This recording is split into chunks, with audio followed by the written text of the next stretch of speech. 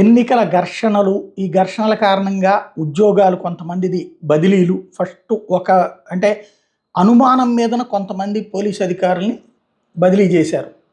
ఆ ప్లేస్‌లో కొత్త అధికారులు పెట్టారు. అలా వచ్చిన అధికారుల హయాంలోనే సంఘర్షణలు జరిగినాయి. ఈ ఘర్షణలు నివారించడంలో వాళ్ళు ఫెయిల్ అయ్యారంటూ వాళ్ళని తక్షణం బదిలీ చేశారు. లేదా సస్పెండ్ చేశారు. అట్లాంటి ఏరియాలో కొత్త వాళ్ళ నియామకం జరిగింది. అట్లాగా గుంటూరు జిల్లాకి సంబంధించి ఒకేసారి భార్యాభర్తలిద్దరూ పోస్టులోకి రావడం అన్నటువంటిది కీలకమైనటువంటి అంశం. వీళ్ళిద్దరూ భార్యాభర్తలకు సంబంధించినటువంటి ఒకేసారి గుంటూరులో పోస్టింగ్ రావడం అన్నటువంటిది ఐపీఎస్ అధికారులు వీళ్ళిద్దరూ కూడా ఉమ్మడి జిల్లాలో ఎస్పీలుగా ప్రభుత్వం నియమించింది.